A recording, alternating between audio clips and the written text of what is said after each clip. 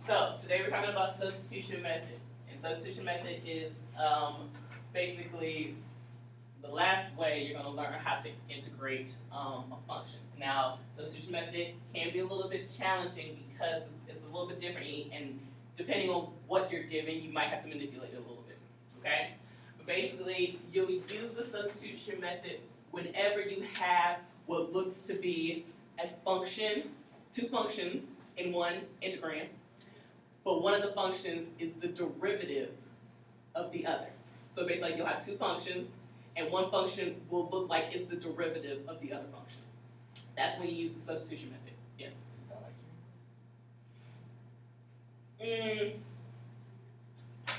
No, not like general.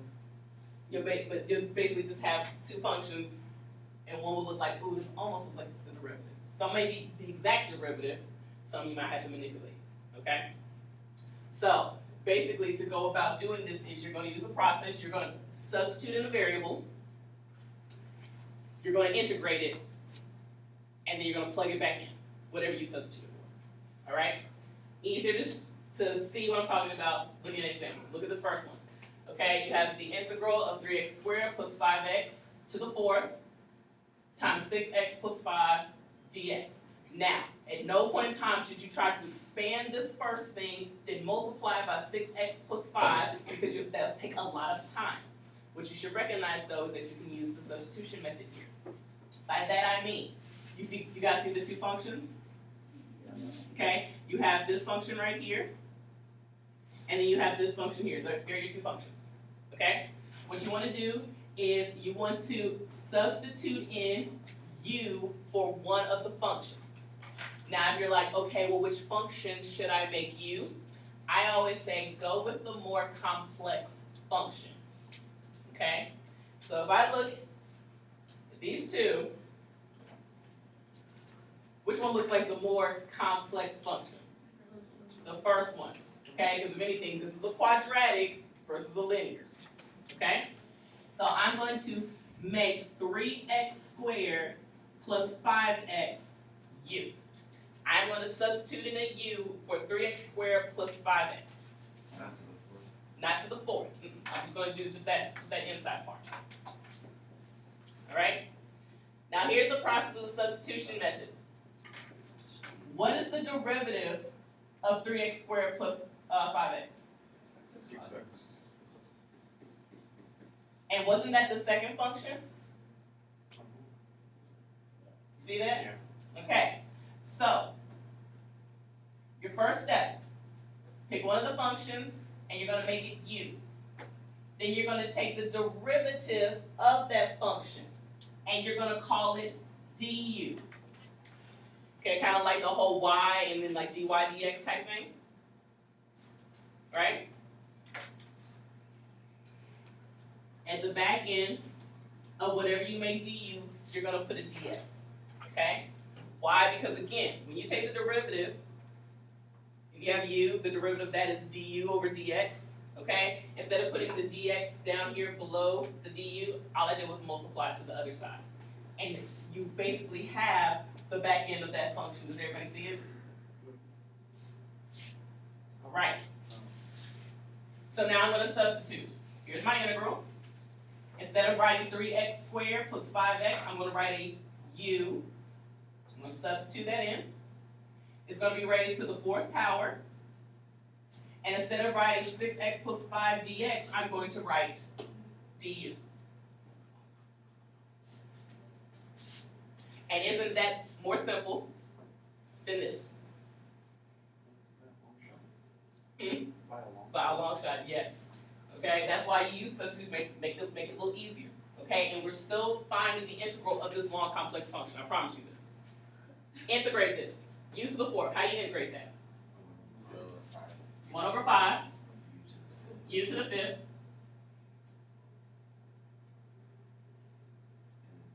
Plus c. Can't forget the plus c here. Okay? There it is. You have integrated. Your last step is because you substituted in a u, you have to plug in whatever u was. So my final answer is 1/5 3x squared plus 5x to the 5th plus c. And that is the antiderivative of a. Did you just forget the whole last part? Because it's already taken into account when you did that method of u substitution. We took care of that last function. So the antiderivative of it would be 0? Or 1? It's not like we're not breaking these up into pieces here. We're treating it still as just one whole function. We're just using the method to help us integrate it.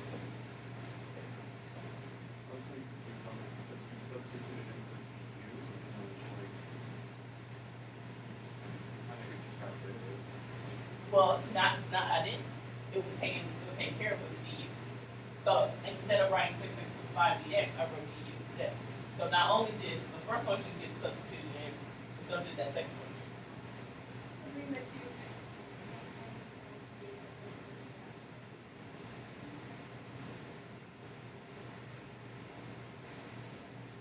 It can appear that way, but not every function is going to be as nice as this one. I try to, start you off small, working up to more complex others. So the next one. Okay? All these are used substitution, and you're going to be able to see, like, when I give you any type of problem to take the antiderivative of, you're going to recognize that this is not one of those 3 cases that are on the board. Okay? Clearly, these are not linear functions, so you know you wouldn't use any of these. Okay? And you can't use power rule because you basically have 2 products that are being multiplied to each other that you can't really expand. Okay? So use substitution. I have to make something u, I have to make something du once I figure out what u is. Which function am I going to make u? That quadratic, that x squared minus 3x. No, I don't need to include the cube root part because think about it, I have to take the derivative of whatever I make u. And if I do that, I'm trying to get something that looks like the second function. If I had a cube root there, I would have 1/3 and times the 2x, I would have a lot going on. So I don't include that cube root part. Okay? And you would see that, say you did do that first, it says say you did the cube root, and when you took the derivative of it, you have nothing that would look like the second function. Then you should recognize, okay, I don't need the cube root, I just need the part.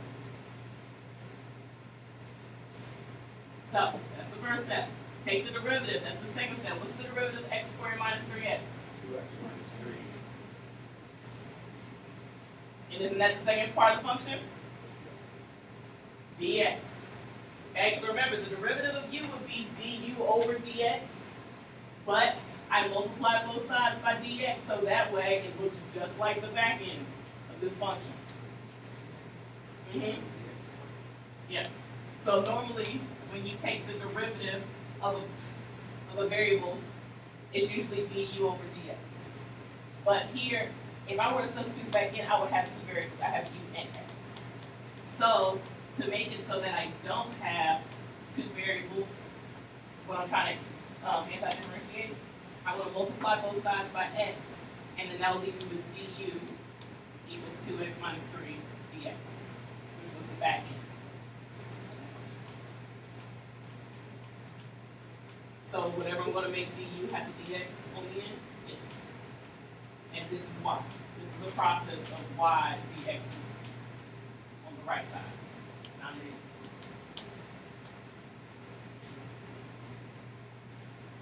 If I left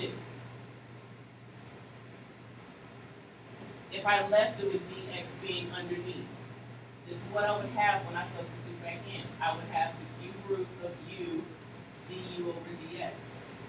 I have 2 variables now instead of 1.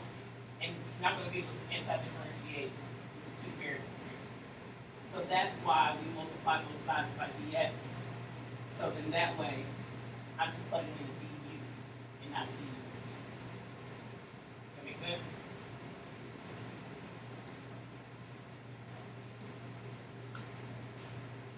Questions? Let's say the inside derivative of the cube root q.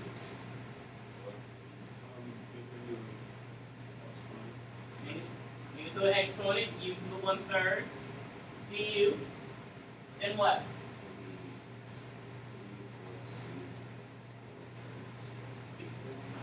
Very good, yes? Why would it be 1/3? How do you add? Yeah, you add 1 to the 1/3, which would be 4/3. But then remember, it's 1 over 4/3 in the front, and that's why the fraction gets flipped. Essentially, will the DU always, like, Be. like, Because remember, whenever we do the process of taking the antiderivative, that's where the plus c comes. So it's like we trade out. Just to take the antiderivative, get c, and that. So do we always have to do that first step of taking this derivative? Whenever you're using the substitution method. So my final answer is 3/4. U, which was x squared minus 3x, to the 4/3 plus c.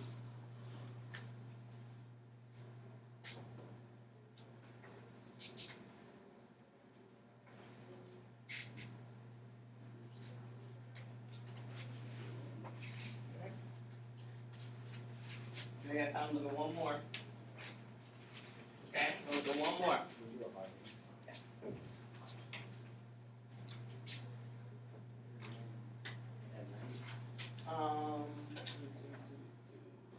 C word. Is this the stuff in the moment, or is this? No, this one is separate. There will be one slight C on the board. So we're only get C. One more time we can do. So this is x e to the 4x squared plus 1. All of that is in the exponent. Dx. Okay? Use substitution here. Not the second option that was on the board. The reason why, I have an x there, and it's being multiplied. If it was a plus, all day. Okay? But since it's being multiplied, we're going to have to use substitution method here. What am I going to make u? 4x squared plus 1. The 4x squared plus 1, the more complex function. I'm not going to include e, because think about it, if it's e to the 4x squared plus 1, when I take the derivative, I got to use chain rule. Okay? What is the derivative of 4x squared plus 1? 8x, and then of course I'm going to have the dx at the end. Now, this du is supposed to look like the other function, which is x. This has an 8 in the front. I can't have that 8 there, I just want x. How do I get rid of the 8? Divide both sides by 8. Yes, you can do this because this is an equation. Du equals 8x dx. Because when I divide both sides by 8, I now basically have 1/8 du equals x dx.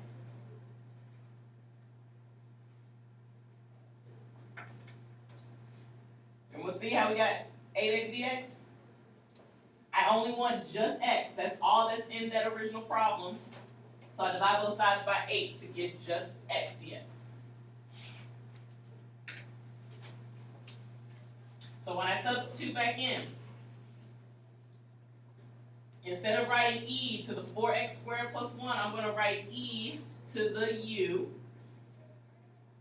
And instead of writing x dx, I'm going to write 1/8 du. This is all being multiplied together because that was a multiplication.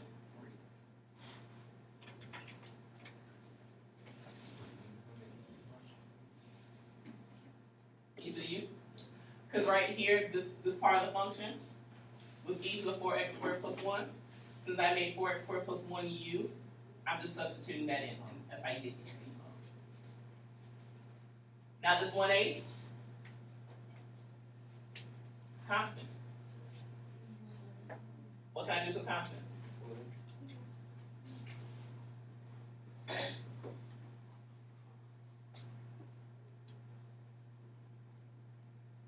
And you can take the antiderivative of that.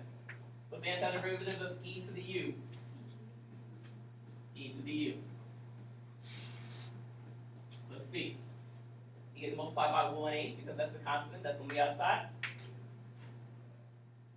So my final answer, after I plug u back in, is going to be 1/8 e to the 4x squared plus 1 plus c.